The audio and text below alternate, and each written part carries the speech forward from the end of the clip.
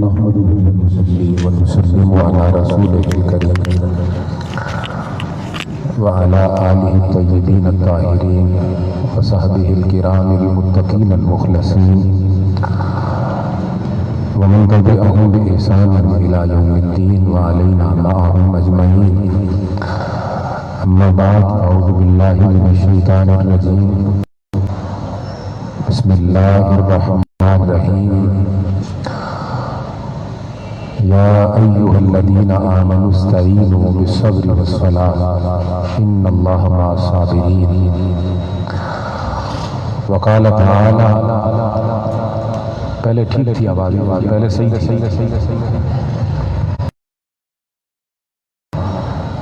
ارجعی الی ربک راضیۃ مرضیہ فادخلی فی عبادی وادخلی جنتی.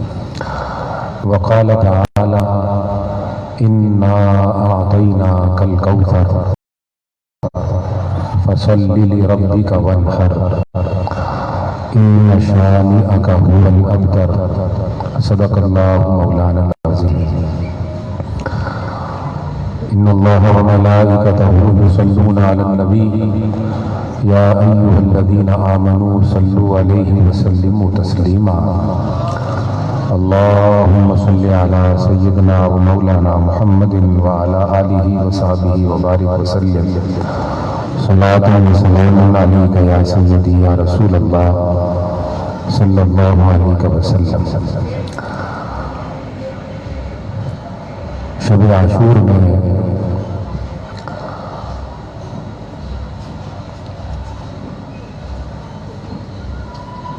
حیدری محبت لے کر، حسینی عقیدت لے کر آنے والے تمام سامعین و حاضرین، السلام علیکم ورحمۃ اللہ وبرکاتہ.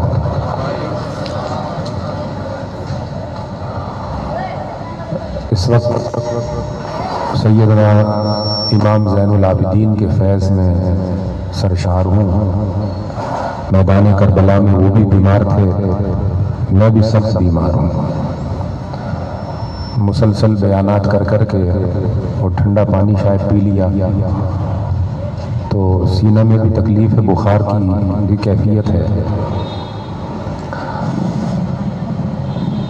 اگر نوکری نہ ہوتی تو خاموشی سے بیٹھ کر سننا اپنے لیے باعث برکت و نجات سمجھتا، لیکن ظاہر بات ہے آپ کو دعوت دے کے بلایا ہے، آپ کی خدمت تو کرنا ہے. آپ سب میرے لیے دعا کریں کہ اللہ تعالیٰ مجھے اس مرحلے سے گزار دے.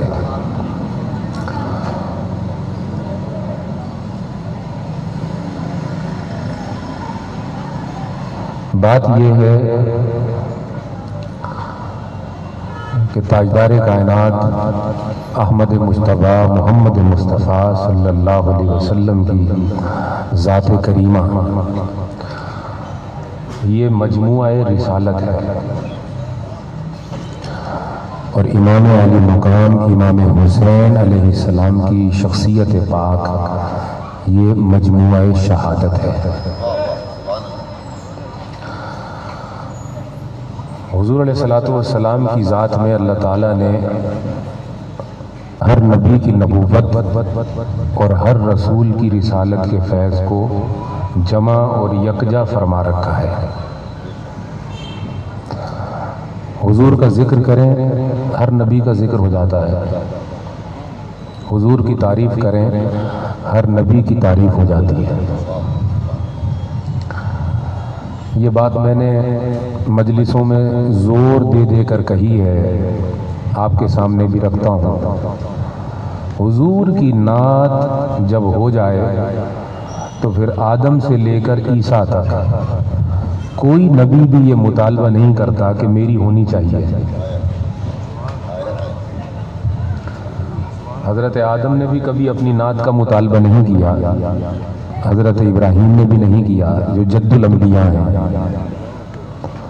نبوت کا مرکزی نقطہ حضرت ابراہیم کی ذات ہے، مگر کبھی آپ نے سنی حضرت ابراہیم کی نعت؟ حالانکہ وہ اسی طرح سے مستحق ہیں جس طرح سے ہر نبی تعریف کا اور نعت کا مستحق ہے. لیکن کسی نبی کی بھی نعت اگرچہ لکھی ضرور گئی ہوں گی، لیکن سرکار کی محفل میں صرف سرکار کی بات ہوتی ہے، اور ہر نبی اس پر بڑا خوش ہے کہ اس محمد مصطفیٰ کی نعت ہو رہی ہے جس کی بشارت دینے کے لیے اللہ نے مجھے نبوت دی ہے، جس کی آمد کی بشارت دینے کے لیے اللہ نے ہر نبی کو نبوت دی، تو وہ نبی خوش ہوتا ہے کہ جس کا میں بشیر بن کے آیا اور بشارتیں دینے کے لیے آیا کہ میرے بعد وہ نبی آئیں گے۔ اب ان کی محفل میں ان کی نعت ہو رہی ہے، اور ہر نبی اس بات پر اتنا راضی ہے کہ اسے خبر ہے کہ محمد کی تعریف ہی تو میری تعریف ہے، محمد الرسول اللہ کی نعت ہی تو میری نعت ہے۔ یہاں سے معلوم ہوا کہ ہر نبی اپنے آپ کو محمد الرسول اللہ سے جڑا ہوا پاتا ہے، ہر نبی اپنے آپ کو نبوت و رسالت محمدی سے جڑا ہوا پاتا ہے، چاہے وہ عالم ارواح میں ہو، عالم دنیا میں ہو، عالم برزخ میں ہو یا عالم محشر میں ہو۔ عالم محشر میں بھی یہ ہوگا کہ جب امتیں فردن فردن نبیوں کے پاس جائیں گی تو ہر نبی دوسرے نبی کے پاس بھیجے گا، ہر نبی دوسرے نبی کے پاس بھیجے گا۔ پھر ایک وقت ایسا آئے گا کہ سب امتوں کو حضرت عیسیٰ علیہ السلام لے کر حضور کی بارگاہ میں آ جائیں گے۔ جب حضور کی بارگاہ میں آ جائیں گے تو پھر حضور یہ نہیں فرمائیں گے کہ آؤ میں آپ کو اللہ کی بارگاہ میں لے چلتا ہوں، یہ جملہ نہیں ہے۔ حدیث پاک میں ہے جب ساری امتیں حضور کی بارگاہ میں آ جائیں گی تو حضور شکر ادا کر کے فرمائیں گے وَأَنَا لَهَا وَأَنَا لَهَا، جس شفاعت کو پانے کے لیے تم آئے ہو، ہاں یہ میرا ہی کام ہے، یہ میری ہی شان ہے۔ انا لہا، اس کام کے لیے تو میں ہوں، یہ میرا ہی کام ہے۔ تو حضور علیہ السلام اللہ کی بارگاہ میں بھی نہیں لے جا رہے ہیں، بلکہ خود کام کر رہے ہیں، شفاعت خود کر رہے ہیں، مہربانی کا بندوبست خود کر رہے ہیں۔ اس سے زیادہ اونچا میرے سے بولا نہیں جائے گا، میرے ساتھ چلتے رہیے گا۔ میں کوئی بات کہنا چاہتا ہوں، اللہ کرے وہ بات آپ تک پہنچا سکوں۔ ہر نبی اور ہر رسول محمد الرسول اللہ سے جڑا ہوا ہے، چاہے ظاہراً موجود ہو یا ظاہراً موجود نہ ہو، وہ اپنے آپ کو ذات محمد سے جڑا ہوا پاتا ہے۔ حضور علیہ السلام نے اپنے شہزادے حسین کے لیے فرمایا الحسین منی وانا من الحسین، جس طرح سے ہر نبی حضور سے جڑا ہے اسی طرح سے ہر شہید حسین سے جڑا ہے، ہر نبی حضور سے جڑا ہے۔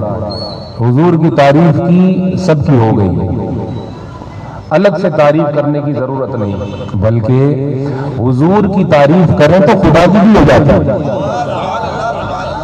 خدا بھی مطالبہ نہیں کرتا کہ میری الگ سے کرو، معلوم ہوا وحدت وجود ہے، عقیدے کی وحدت وجود ہے، اور جب تک امت وحدت وجود پر پابند رہی اور اس کا فہم اس میں رہا، امت میں عشق ختم نہ ہوا۔ جب تک وجود کی وحدت آپ سمجھ نہ پائیں گے اس وقت تک آپ کو عشق نصیب نہیں ہوگا۔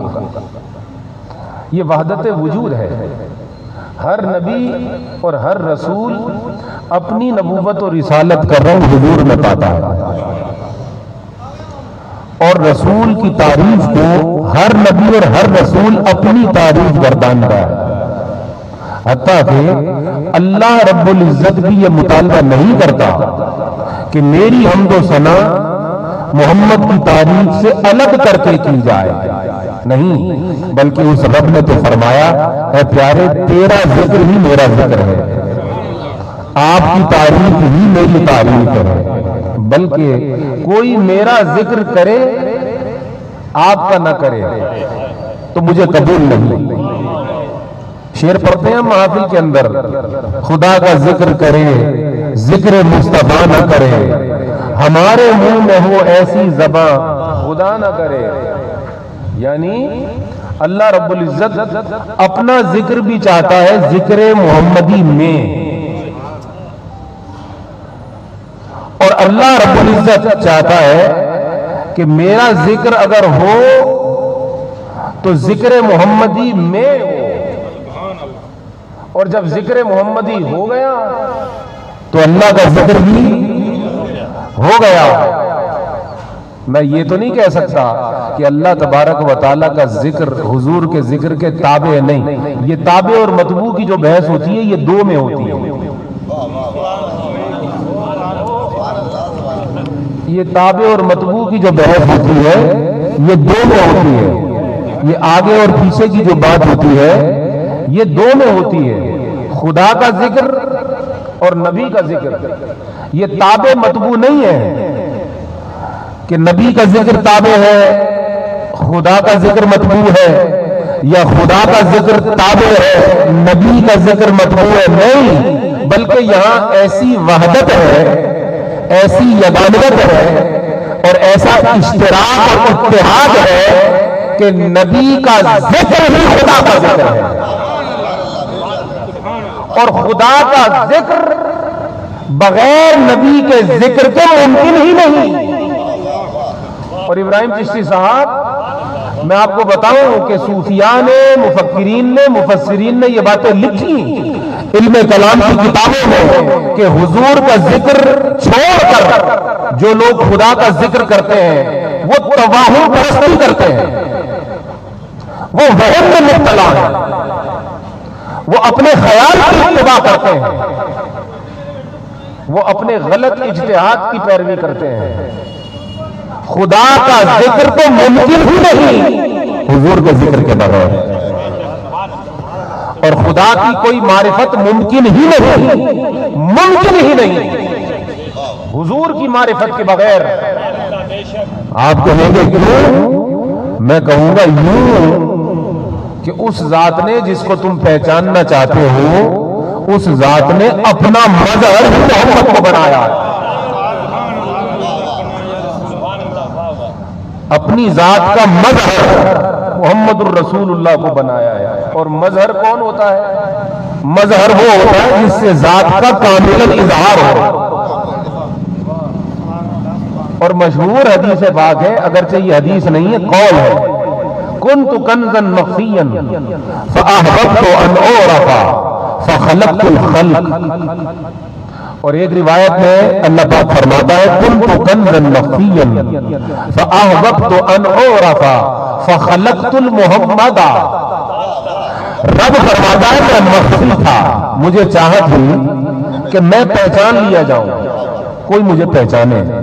تو جب رب کو یہ چاہت ہوئی کہ میں اپنی پہچان کرواؤں تو اس نے مخلوق کو بنایا، اس نے مخلوق کو بنایا۔ اور ایک روایت میں یہ ہے کہ مخلوق کو بعد میں بنایا، سب سے پہلے محمد کو بنایا صلی اللہ علیہ وسلم۔ حضور السلام اپنے لیے فرماتے ہیں انا اولہم خلقا، بہت میٹھی حدیث ہے، حضور فرماتے ہیں انا اولہم خلقا وآخرہم بعثا، میں تخلیق میں اول ہوں، آمد میں آخر ہوں، بنا پہلے ہوں، آیا آخر میں ہوں۔ معلوم ہوا پہلے بننا اور آخر میں آنا یہ کوئی خاص راز رکھتا ہے۔ انا اولہم خلقا، بنا تو پہلے ہوں مگر بیسک میری سب سے آخر میں ہوئی ہے۔ تو اللہ پاک فرماتا ہے کہ سب سے پہلے میں نے وجود محمدی کو بنایا۔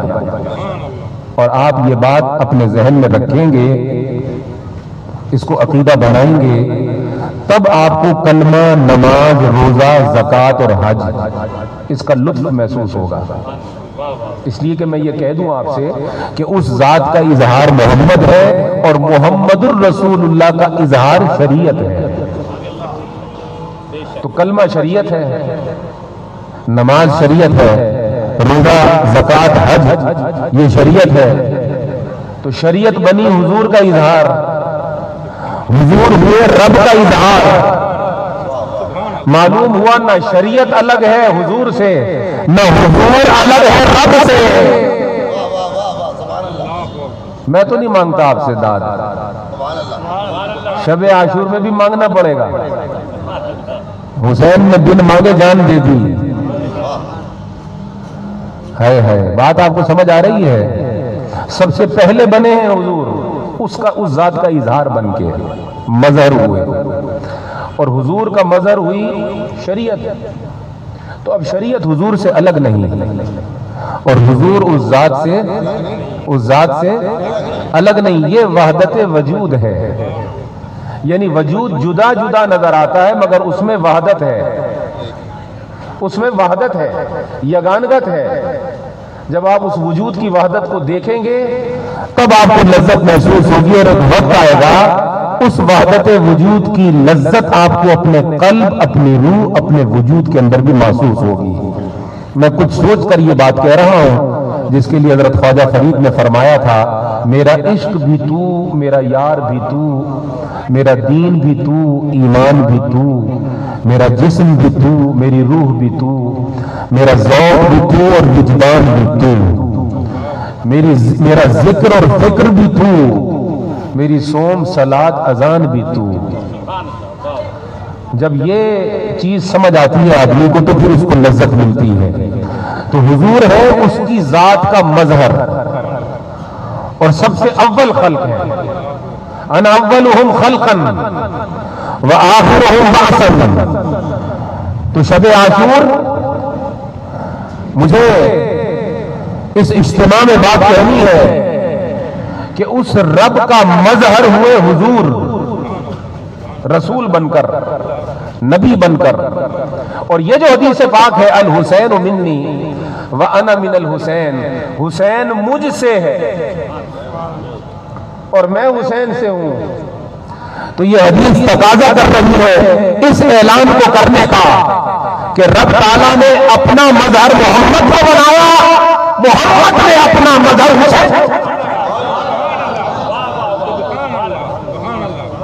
رب نے اپنا مظہر اپنے حبیب کو بنایا، پیدا سب سے پہلے کیا، بھیجا آخر میں.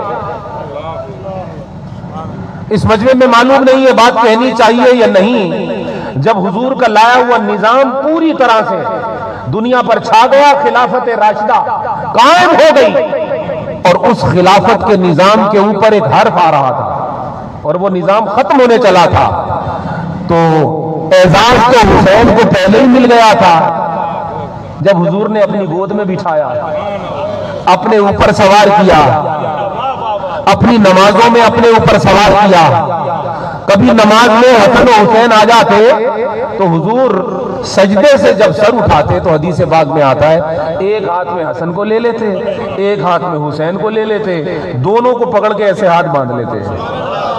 جی یہ نماز محمد ہو رہی ہے. دونوں شہزادوں کو دائیں جانب بائیں جانب سمیٹ کر پھر قیام فرماتے، اور جب رکوع کا وقت آتا دونوں کو کھڑا کرتے نیچے رکوع فرماتے ہیں.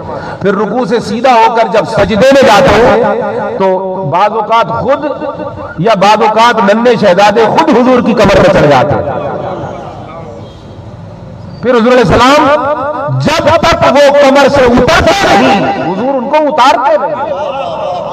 یار یہ بڑی عجیب سی بات ہے، جب تک وہ شہزادے خود اترتے نہیں حضور ان کو خود سے اتارتے نہیں. معلوم ہوا حضور محبوب ہیں خدا کے، حسنین محبوب ہیں مصطفیٰ کے، اور محبوب بھی ایسے کہ خدا کی عبادت میں،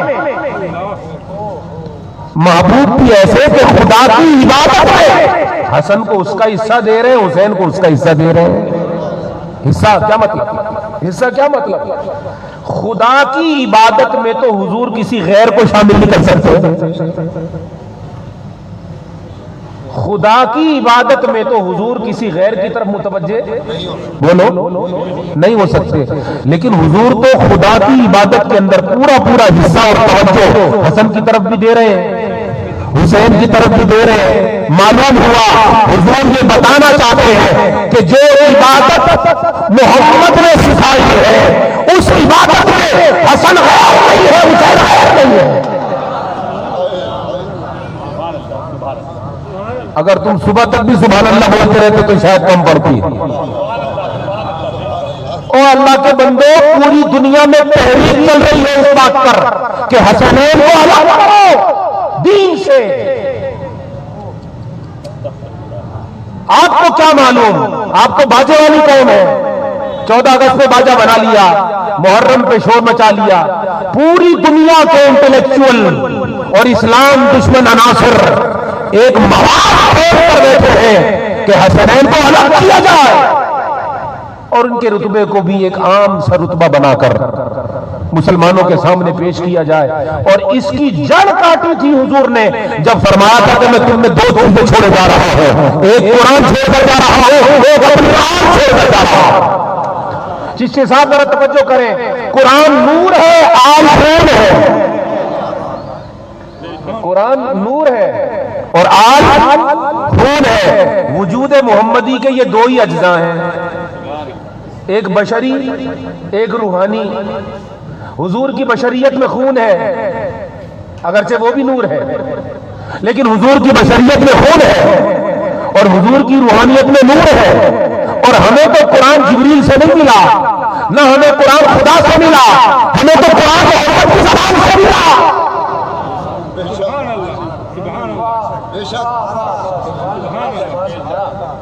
اور خود قرآن نے اعلان کیا وَإِنَّهُ لَقَوْلُ رَسُولٍ كَرِيمٍ. لَقَوْلُ رسول، یہ جو قرآن ہے یہ رسول کا قول ہے. قول کو جب مبالغے کے وزن پہ لے جاتے ہیں تو قوال ہو جاتا ہے، مگر وہ موضوع نہیں ہمارا. لیکن انہو لقول رسول کریم، یہ تو پیارے محمد کی بات کا نام ہے قرآن. معلوم ہوا میں کہنا آپ سے یہ چاہ رہا ہوں شب عاشور میں کہ قرآن بھی محمد کا غیر نہیں ہے. وجود محمدی کا مظہر ہے، روحانی مظہر، نورانی مظہر، باطنی مظہر، حقیقت کا مظہر.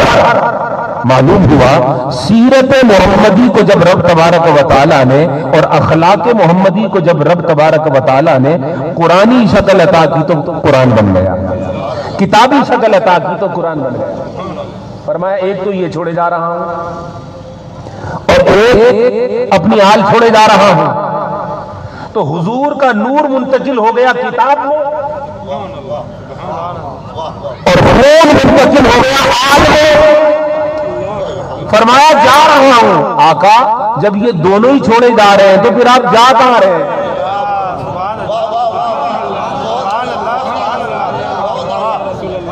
بھائی خون آل میں آ گیا، بشریت سے نکلا ہوا خون آل میں آ گیا اور نور قرآن میں آ گیا. فرمایا یہ 2 چھوڑے جا رہا ہوں، جا رہا ہوں. تو آقا جب نظر حقیقت سے دیکھیں گے تو یہ تو دونوں آپ خود ہیں. معلوم ہوا محمد الرسول اللہ جا بھی رہے نہیں بھی جا رہے، موجود ہیں، موجود ہے. اس لیے آل کے ساتھ جو جڑ گیا وہ ذات رسالت کے ساتھ جڑ گیا. آؤ پھر بات مکمل کریں. نماز کے اندر حسنین کو پروٹوکول دینا یہ اس بات کا ثبوت تھا کہ محمد الرسول اللہ صلی اللہ علیہ وسلم اپنے غلاموں کو یہ سکھانا چاہتے ہیں کہ فقط ان پر درود ہی نہیں ہے نماز میں، وہ خود نماز میں شامل ہیں. نماز کے اندر ان کو پروٹوکول دینا یہ ایک سینس پیدا کرنے کے لیے تھا کہ میرے غلام حسنین کو کسی عام مرتبے میں نہ رکھیں، بلکہ میری نماز میں اگر وہ ہیں میرے کاندھے پر اور میرے شانے پر تو میرے غلام قیامت تک کے لیے یہ بات ذہن نشین کر لے کہ رب کی نماز میں، رب کی عبادت میں اور رب کو راضی کرنے کے لیے جو کام کیا جاتا ہے نماز، حسنین اس میں شامل ہے، خارج اس میں شامل ہے، خارج نہیں. آؤ اس حدیث کی طرف. رب نے فرمایا میں مخفی تھا، مجھے چاہت ہوئی میں پہچانا جاؤں تو میں نے محمد الرسول اللہ کو پیدا کیا. تخلیق فرمایا، حضور کی تخلیق ہو گئی تو حضور اس ذات کا مظہر ہوئے. کیا ہوئے؟ مظہر ہوئے. اب حضور کو میں نے آیت پڑھی تھی شروع میں، اس کو ملا لوں بات صاف ہو جائے گی. اس واحد نے تو اس واحد کو بنایا. اوئے ہوئے ہوئے اوئے ہوئے، آپ نے توجہ نہیں کی. اس واحد و یکتا نے پہلے اس واحد و یکتا کو بنایا، پہلے ایک بنایا، پھر اس ایک سے سارے بنائے. اس واحد نے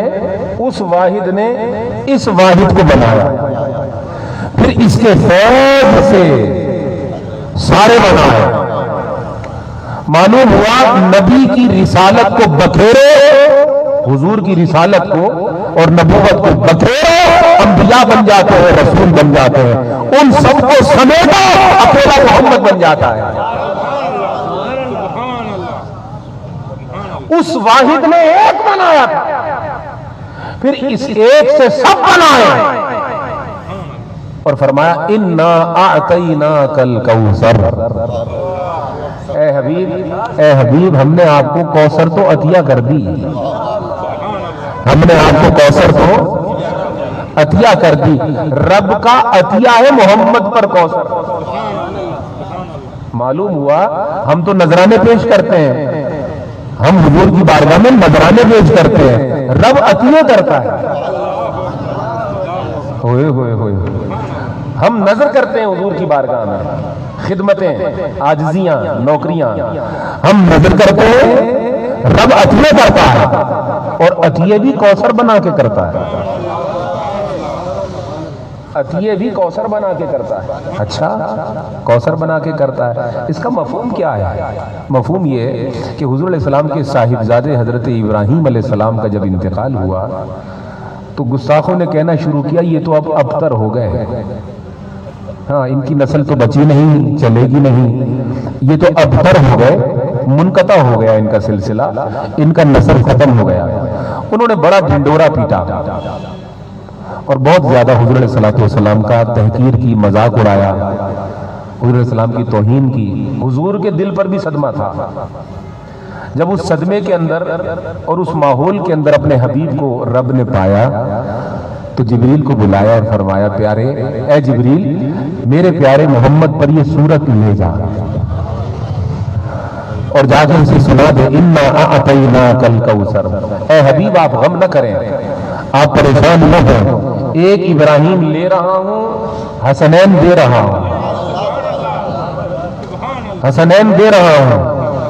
اور یہاں ایک عجیب سی بات کرنے لگا ہوں، حضور کی جو اولاد ہے نسبی اولاد وہ جوان ہونے سے پہلے وصال ہو گیا، لیکن حضور کی اولاد کو رب تبارک و تعالیٰ نے حضور کی صاحبزادی حضرت سیدہ فاطمہ الزہرا سے آگے چلایا. حضور کی صاحبزادی حضرت سیدہ فاطمہ الزہرا سلام اللہ علیہا، ان سے اللہ پاک نے اپنے محبوب کی نسل کو اور سلسلے کو آگے بڑھایا ہے. چشتی صاحب یہ ہے خاتون، فاطمہ الزہرا ہے خاتون، مگر کام مردوں والے کر رہی ہے. بلکہ جو مرد ہیں وہ بھی اس خاتون کی دہلیز پر آ کر سر رکھنا اپنے لیے اعزاز سمجھتے ہیں. آپ سب باتیں چھوڑیں، بہت فضائل بیان ہوئے ہیں. یہ ایسی خاتون ہے کہ اولاد ان کے ہاں ہوتی ہے مگر ان کو نفاس نہیں آتا، یہ نفاس کے خون سے پاک. ادھر ولادت ہوئی حسن کی، ادھر فاطمہ مصلی پر کھڑی ہے. ادھر ولادت ہوئی حسن کی، ادھر فاطمہ مصلی پر کھڑی ہے. ادھر ولادت ہوئی حسین کی، فراغت پا کر ادھر سیدہ فاطمہ مصلی پر کھڑی ہے. معلوم ہوا ولادت کے اثر نے عبادت میں کوئی اثر پیدا نہیں کیا. ولادت کے اثرات نے عبادت میں کوئی اثر پیدا کیا. کیوں؟ اس لیے کہ پاک رسول کی پاک صاحبزادی کے گھر یا تو پاک حسن آ رہا ہے یا حسین آ رہا ہے.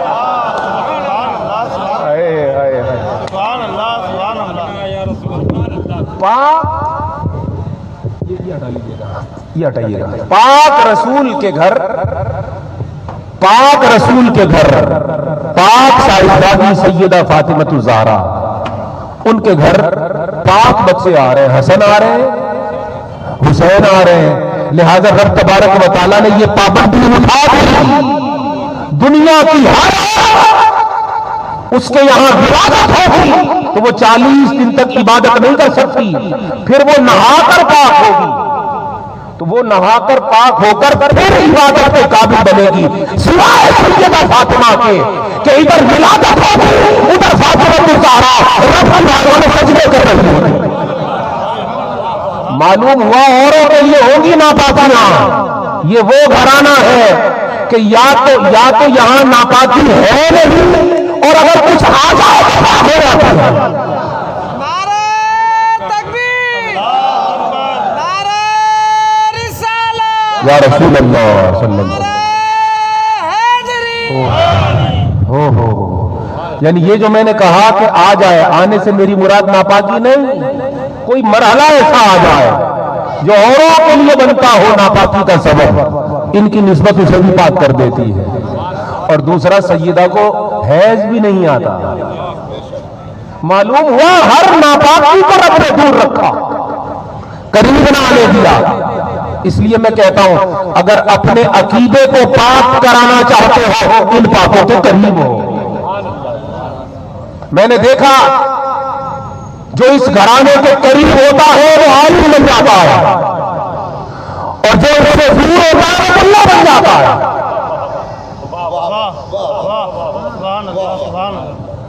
آپ نہیں سمجھے بات؟ ہاں نہیں سمجھے آپ بات. جو اس گھرانے کی محبت کے قریب ہوتا ہے وہ عالم بن جاتا ہے، اہل بیت کی محبت کے قریب ہوتا ہے وہ عالم بن جاتا ہے، اور جو ان کی معرفت سے دور ہوتا ہے وہ ملا بن جاتا ہے. جو اس گھرانے سے قریب ہوتا ہے وہ جہادی بن جاتا ہے، اور جو اس گھرانے سے دور ہو جاتا ہے، ان کی معرفت سے دور ہو جاتا ہے، وہ فسادی بن جاتا ہے. اگر آپ جہاد چاہتے ہیں اور جہاد کی معرفت چاہتے ہیں، اہل بیت کے قریب رہیں اور اہل بیت کی محبت کو اپنے دل میں رکھیں. میری بات سمجھ رہے ہیں آپ؟ بات سمجھ رہے ہیں؟ نعرہ تکبیر، نعرہ تکبیر، نعرہ تکبیر، نعرہ رسالت، نعرہ حیدری. اب آئیں اسی بات کی طرف کہ رب نے اپنی پہچان کے لیے حضور کو بنایا، پھر حضور سے سب بنایا. میں کہنا یہ چاہتا تھا اور کہنے کی کوشش یہ کر رہا ہوں کہ جس طرح اس ذات کا مظہر حضور ہے، اسی طرح حضور کی نبوت اور رسالت کا مظہر حسین ہے. اللہ پاک نے اپنے حبیب کو سب دیا، لیکن اپنے حبیب کے وجود میں عملی شہادت نہ رکھی. اپنے حبیب کو سب دیا مگر اپنے حبیب کے وجود میں عملی شہادت کا نمونہ. حضور عرض کیا کرتے تھے کہ میرا دل چاہتا ہے کہ میں رب کی بارگاہ میں شہید ہو جاؤں، پھر زندہ کیا جاؤں، پھر شہید ہو جاؤں، پھر زندہ کیا جاؤں، پھر شہید ہو جاؤں. لیکن رب تبارک و تعالیٰ نے محفوظ رکھا. واللہ یعصمک من الناس. اے محبوب ہم لوگوں سے بچائیں گے آپ کو، کوئی بدبخت آپ کے اوپر غالب نہ ہو سکے گا، کوئی بدبخت آپ کے اوپر غلبہ نہ پا سکے گا. مطلب کیا تھا؟ دنیا میں خود ہی لائیں گے، خود ہی مزار میں لے جائیں گے. دنیا میں لائیں گے بھی خود، مزار میں بھی خود لے جائیں گے. اور وہ جو حضور کی آرزو تھی کہ شہید کیا جاؤں، اس آرزو کو پورا کرانے کے لیے اللہ تبارک و تعالیٰ نے امام علی مقام امام حسین کی ذات کو منتخب فرمایا.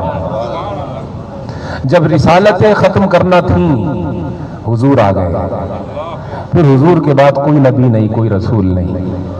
اور جب حضور علیہ السلام کا لایا ہوا دین اپنے پوری آب و تاب کے ساتھ خلافت کی صورت میں چمک رہا تھا، اور اس خلافت کو منہدم کرنے کے لیے اور اس نظام کے اوپر نکا ڈالنے کے لیے اس تخت پر یزید آ گیا جو اس نظام کے بالکل مخالف تھا، جس کو کہا گیا خلافت و ملوکیت۔ تو جب وہ ملوکیت میں تبدیل ہونے لگا نظام یزید کی آمد سے، تو پھر اس نظام کو للکارنے، اس کا پردہ چاک کرنے، اس کے ظلم کو دنیا پر آشکار کرنے اور اس کی حقیقت کو بیان کرنے کے لیے امام علی مقام امام حسین کی ذات سامنے آتی ہے۔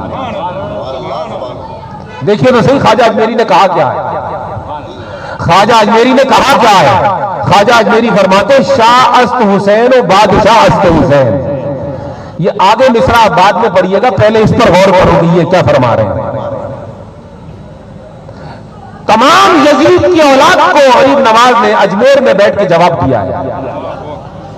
کیا جواب دیا ہے؟ فرمایا ہم وہ مسلمان ہیں اور ہم وہ آل رسول ہیں، ہمارا سید یعنی ہمارا خلیفہ بھی حسین ہے، اور اگر دنیا میں کہیں کوئی بادشاہت ہے تو ہماری تو بادشاہت بھی حسین ہے۔ ہم تو کسی کو نہیں مانتے، اگر کہیں کوئی بادشاہ ہے وہ حسین بنائے گا تو ہوگا، ورنہ ہمارا حسین ہے۔ کیا؟ ورنہ ہمارا حسین ہے، ہم نہیں مانتے کسی کو۔ شاہ است حسین، بادشاہ است حسین، یہ آ گئی خلافت اور یہ آ گئی ملوکیت۔ فرمایا یہ دونوں ہی حسین ہیں۔ پھر فرمایا دین است حسین، ہمارا دین بھی حسین ہے۔ امام حسین کا کردار ہمارا دین ہے، امام حسین کا نمونہ ہمارے لیے دین ہے۔ اور پیغام کیا تھا اس میں؟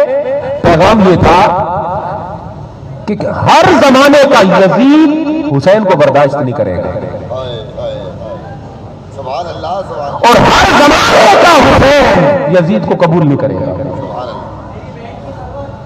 آپ کیا سمجھتے ہیں یہ واقعہ ہو کے ختم ہو گیا؟ نہیں نہیں نہیں، یہ بڑی عظیم داستان ہے۔ دو نمونے فکس ہوئے تھے میدان کربلا کے اندر، وہ نمونے فکس ہو کر یزید اپنا کام کر گیا، امام علی مقام اپنا کام کر گئے، لیکن وہ دونوں رنگ ابھی تک چلے آ رہے ہیں اور قیامت تک رہیں گے۔ شاہ است حسین، بادشاہ است حسین، دین است حسین، دین پناہ است حسین۔ دین بھی حسین ہے اور دین کو پناہ دینے والے بھی حسین ہیں، دین کو بچانے والے بھی حسین ہیں۔ مطلب کسی یزید کو حسین نہیں مانتا۔ اور رہ گئی یہ بات کہ پھر وہ شہید کیوں ہو گئے، اس میں بھی ایک نکتہ ہے۔ شہید ہونے کا مطلب ختم ہو جانا نہیں ہوتا، یہی سمجھایا حسین نے۔ اور جو حسین ہوگا اس کو مار کے دیکھو مرے گا نہیں۔ جب گردن اتار دی اور سر نیزے پر چڑھا تو نیزے پر چڑھ کر بولا کہ نہیں بولا؟ جو لے جا رہے تھے وہ چپ تھے، حسین بول رہا تھا۔ جو لے جا رہے تھے سر، وہ دہشت اور وحشت سے مارے چپ تھے، لیکن حسین کلام کر رہا تھا، بول رہا تھا۔ معلوم ہوا وہ یہ بتا رہا تھا کہ تم سمجھے کہ تم نے مجھے مار دیا، یہ دیکھو میں تم مار کر یا تم نے شہید کیا، اس شہادت کو پا کر میں تو اور زندہ ہو گیا، میں تو اور زندہ ہو گیا۔ معلوم ہوا فیض اگر حسین کا ہو تو کہیں سے نکالے جانے یا کہیں سے ہٹائے جانے سے کوئی فرق نہیں پڑتا، نظارہ بڑھ جاتا ہے۔ تم کیا جانتے ہو حسینی مارنے سے مر جاتے ہیں؟ نہیں، جتنا مارو گے اتنا بڑھ جائے گا، جتنا دباؤ گے اتنا ابھر جائیں گے، اور جتنا ہٹاؤ گے اتنا میدان میں آئیں گے۔ حسینی جو ہوئے، اور حسین کا پتہ ہی اس وقت چلتا ہے جب اسے مارا جائے، جب اسے مارا جائے، اور وہ صبر کرے۔ وہ کیا کرے؟ وہ صبر کرے۔ اِنَّا أَعْطَيْنَاكَ الْكَوْثَرَ میں اشارہ تھا، اے حبیب بیٹا لے لیا ہے آپ سے، لیکن بیٹی دے دی ہے فاطمہ، اور یہ جو بیٹی فاطمہ ہے اس کی شان بیٹوں سے بڑھ کر ہے، اس سے چلے گی آپ کی اولاد، اور فقط اس کی اولاد ہی سادات ہوں گے۔ ایک بیٹے سے نسل چلی، خدا کی قسم پوری روئے زمین کے چپے چپے پر سجد موجود ہے.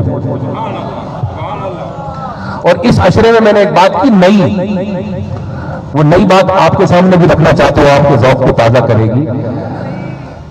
قبلہ اسپین میں بھی گیا اسلام اور ہندوستان میں بھی آیا اسلام، لیکن اسپین سے جب انہوں نے نکالا ہمیں تو ہمارا نشان بھی نہیں بچا.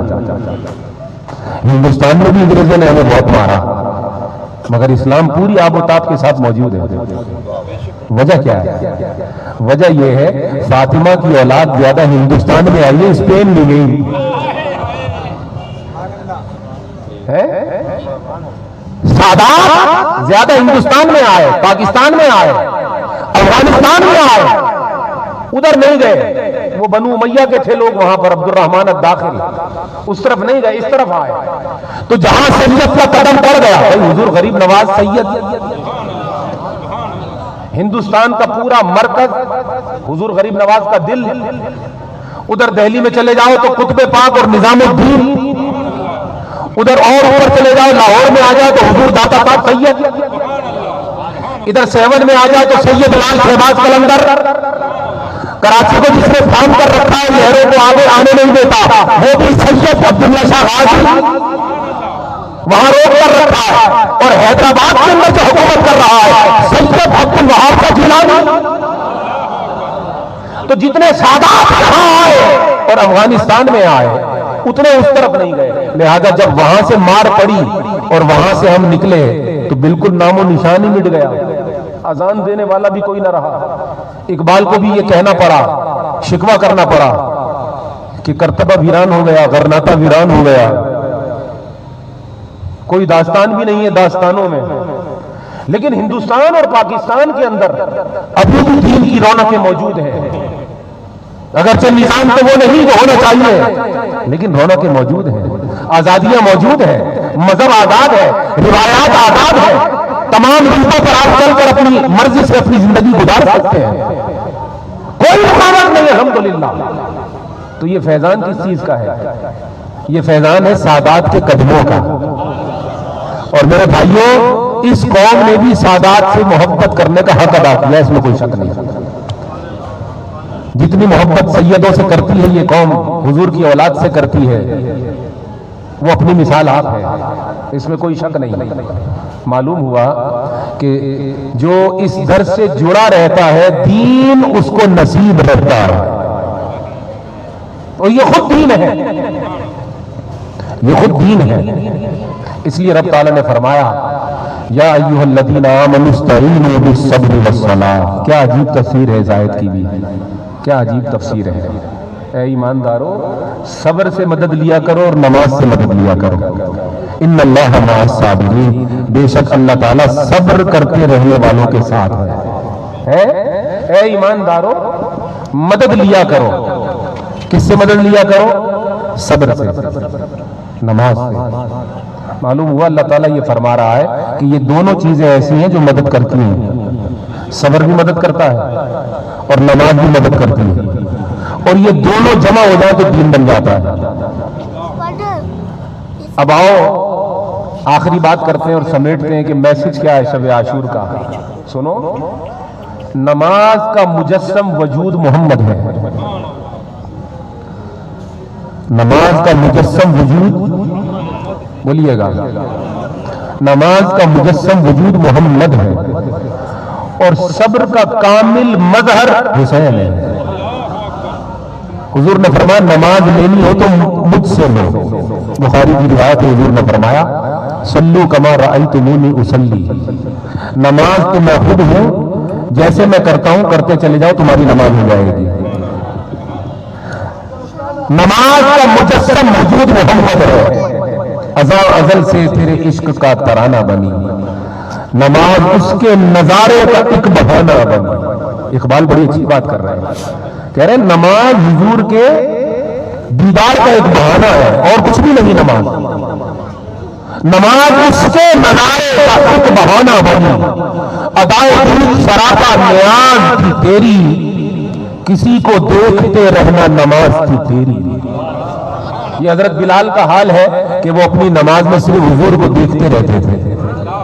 اذان میں بھی حضور کو دیکھتے تھے جب شہادت دیتے تھے، اور پیچھے کھڑے ہو کر بھی حضور کو تکتے تھے، اور اللہ پاک کو بڑے بچتے تھے کہ نماز میں بھی میرے محبوب کو تکتے ہیں یہ غلام، دائیں بائیں کھڑے ہوتے پیچھے حضور کو دیکھتے، گردنیں پھیر پھیر کے دیکھتے، حضور رکوع کیسے کرتے ہیں، حضور سجدے کیسے کرتے ہیں، حضور نماز کیسے پڑھتے ہیں اور پڑھاتے ہیں، حضور رب کو دیکھ رہے ہوتے اپنی نماز میں اور غلام حضور کو دیکھ رہے ہوتے اپنی نماز میں۔ خدا کی قسم اللہ پاک نے کبھی بھی وحی نہیں اتاری کہ یہ نماز پڑھ رہے ہو یا دیکھنا دکھانا کر رہے ہو۔ معلوم ہوا خدا بھی یہی چاہتا ہے کہ نماز وہ پڑھو جس میں کسی کو دیکھو یا اس کو دیکھنے کی تمنا تو کرو۔ جس نماز میں رب کے دیدار کی تمنا نہیں، خدا کی قسم وہ عبادت کم شرارت زیادہ ہے۔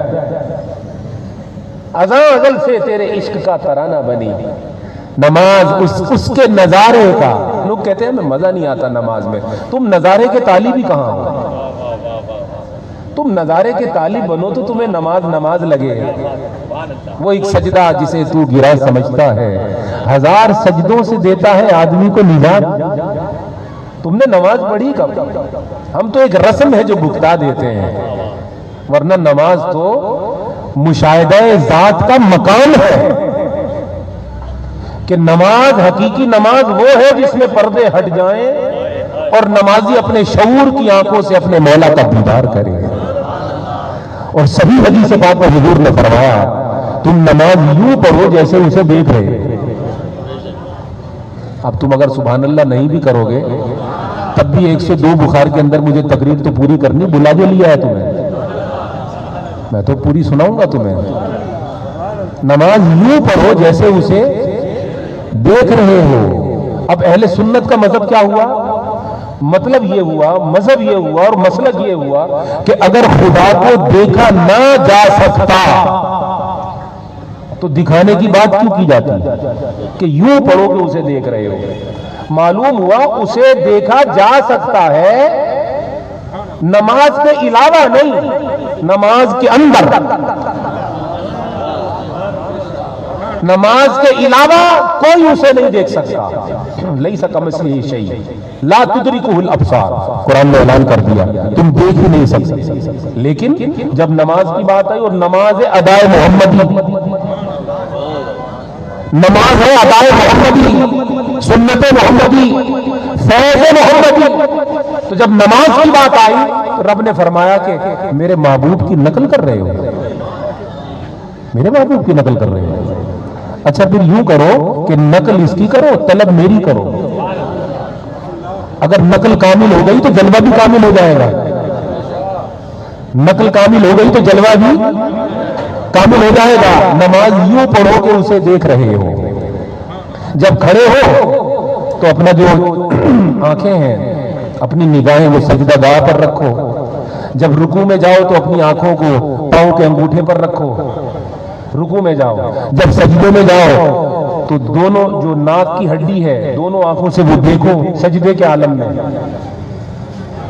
اچھا کھڑے ہو تو سجدہ گاہ دیکھو، رکوع میں جاؤ تو پاؤں کے انگوٹھوں کے ناخن دیکھو، سجدے میں جاؤ تو ناک کی ہڈی دیکھو، اور تصور یہ کرو کہ اسے دیکھ رہے ہیں۔ تم نے صوفیاء کا قول نہیں سنا من عرف نفسہ فقد عرف ربہ، جو اپنے آپ کو پہچان گیا وہ رب کو جان گیا۔ مولا نماز میں تو اپنی طرف لا رہا تھا، تیرا حبیب سنتیں بتا کر ہم کو اپنی خودی کی طرف لے آیا۔ نکلے تھے تجھے ڈھونڈنے، پایا خود کو۔ اب وہ بات یاد آئی ہمیں بزرگوں کی کہ ایک زمانہ تھا ہم خدا کو ڈھونڈتے تھے اپنے آپ کو پاتے تھے، اب 40 سال ہو گئے ہیں اپنے آپ کو ڈھونڈنے نکلتے خدا کو پاتے ہیں۔ یہ تو غلاموں کے حال ہے اور غلاموں کے مقامات ہیں۔ حسین کا عالم کیا ہوگا، اس کے والد علی کا عالم کیا ہوگا، فاطمہ الزہرا کا عالم کیا ہوگا، اور حضور کے قریب اور محبوب صحابہ کرام کا عالم کیا ہوگا۔ وہ کیا نمازیں پڑھتے تھے اور کیا ان کا عالم تھا۔ حضرت حیدر کرار کو زخم لگ گیا، حکیم نے کہا حضور یہ برچھی نکالنے کے لیے آپ کو بے ہوشی کی دوا دینا پڑے گی، یہ بے ہوشی کی دوا دینا پڑے گی آپ کو، یہ زخم صحیح کرنے کے لیے اور یہ نکالنے کے لیے، جو تیر لگا تھا یا برچھی لگی تھی۔ تو آپ نے فرمایا ایسا نہ کرو، نشے یا بے ہوش کرنے والی کوئی دوا ہمیں نہ پلاؤ، تم نے اگر علاج کرنا ہے اور آپریشن کرنا ہے، میں 2 رکعت نفلوں کی نیت مانتا ہوں، میں اپنا کروں گا تم اپنا کرنا۔ ہائے ہائے ہائے ہائے ہائے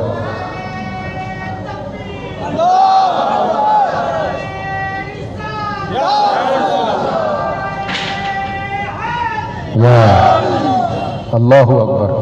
حضرت نے نماز شروع کر دی، 2 نفلیں آپ ادا کر رہے تھے، نماز میں تھے، حکیم نے برچھی نکال بھی لی، زخم بھر بھی دیا، سی بھی دیا، اس پر مرہم پٹی بھی کر دی، حضرت علی شیر خدا نے اف تک نہ کی، اف تک نہ کی۔ جب فارغ ہوئے نماز سے تو پوچھا کر لیا کام؟ تو حکیم نے کہا حضور آپ کو خبر نہ تھی؟ فرمایا جب ہم اس کی نماز میں چلے جاتے سوائے اس کے کچھ خبر نہیں ہوتی،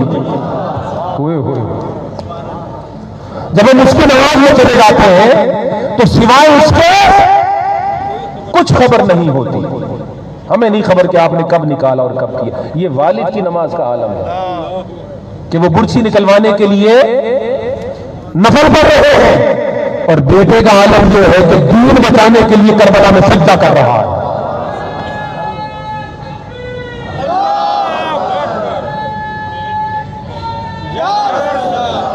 اور یہ جو مسجدوں میں سجدے ہو رہے ہیں یہ حسین کے سجدے کی برکت ہے، یہ جو مسجدوں میں اذانیں ہو رہی ہیں یہ حسین کے سجدے کی برکت ہے، یہ جو تبلیغیں ہو رہی ہیں یہ حسین کے سجدے کی برکت ہے۔ ہم کوئی سیاسی بات تو نہیں کرنا چاہتے، لیکن 20 سال مارا گیا طالبان کو، آ گئے نا آ گئے نا، اللہ اکبر، یا رسول اللہ صلی اللہ علیہ وسلم۔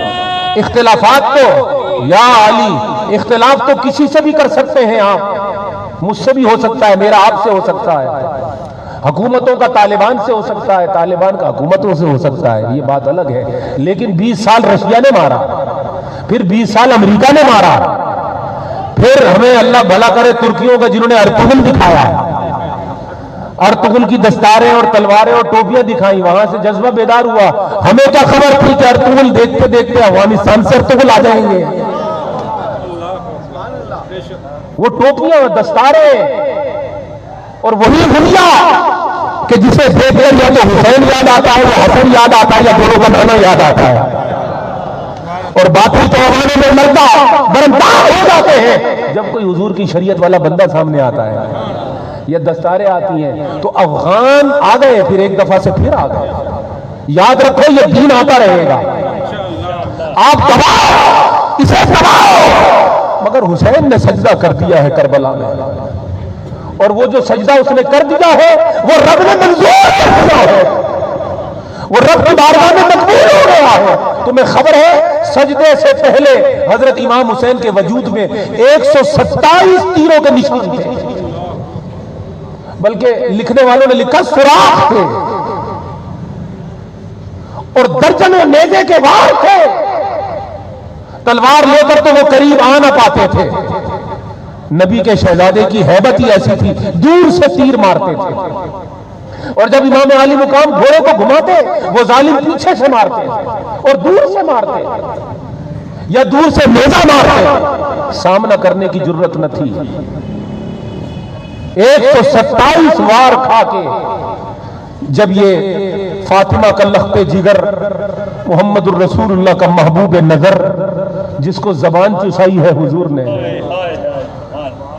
اور جب یہ شہادت ہو گئی تو پھر ہر شخص نے کہا اچھا اب معلوم ہوا کہ بچپن میں محمد الرسول اللہ اسے زبان کیوں چساتا تھا، کربلا کی پیاس اس کے قدموں کو لڑکھڑا نہ دے، اسے پیچھے ہٹنے پر مجبور نہ کر دے، اور کربلا کی پیاس اس کے عزم میں کمی نہ واقع کر دے۔ نبی نے اپنی زبان چسا کر حسین کے اندر وہ صبر ڈال دیا کہ اب 1,00,000 کربلا بھی آ جائے حسین نہ ہٹے گا، نہ جھکے گا، نہ بچھے گا بلکہ ڈٹ کے کھڑا رہے گا۔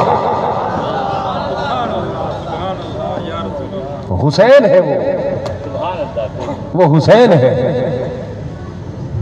نہ پیچھے ہٹے نہ بکے نہ جھکے، اسے حسین ابن علی کہتے ہیں۔ اب میں بات ختم کر رہا ہوں، پھر لنگر جاری ہوگا۔ میں تمام مہمانوں کا شکریہ ادا کرتا ہوں کہ پہلا پروگرام تھا ہمارا، آپ نے بڑی عزت افزائی کی ہے کہ آپ تشریف لائے۔ اللہ تبارک و تعالی ہماری نیتوں کو اور ہمارے عزم اور ارادے کو پاک و صاف کر کے اپنی بارگاہ میں مقبول و منظور فرمائے۔ اللہ تبارک و تعالی نے صبر اور نماز سے مدد لینے کی بات کی ہے۔ مسلمانوں، نماز محمد کی ہے، صبر حسین کا ہے۔ الحسین منی وانا من الحسین۔ اے ایمان والو، اے ایماندارو، صبر اور نماز سے مدد لو۔ تو صبر حسین ہے، نماز حضور ہے۔ معلوم ہوا قرآن کہہ رہا ہے یا تو حسین سے مدد لو یا نبی سے مدد لو، اور یہ دونوں ہی مدد کرتے ہیں، یہ دونوں ہی مدد کرتے ہیں۔ اور ایک مزیدار بات میں سناتا ہوں، لطیفہ ہو گیا تھا میرے ساتھ۔ وہ عالم صاحب نہیں تھے، ملا صاحب تھے۔ انہوں نے کہا یار یہ آپ نے خوب نکالی یہ بات، یہاں صبر سے آپ نے حسین بنا دیا، صلات سے آپ نے نبی بنا دیا۔ تو میں نے ان سے کہا کہ آپ کو پریشان ہونے کی ضرورت نہیں، صبر اور صلات کی بات سے پہلے بھی خدا نے کوئی بات کی ہے۔ کہا وہ کیا؟ میں نے کہا اللہ پاک نے ایمانداروں سے بات کی ہے۔ آپ خامخواہ پریشان ہو رہے ہیں؟ اللہ نے ایمانداروں سے کہا ہے، جو ایماندار ہوگا وہ صبر حسین میں دیکھے گا اور حسین کو صبر دیکھے گا۔ جو ایماندار ہوگا وہ نماز حضور میں دیکھے گا اور حضور کو نماز میں دیکھے گا۔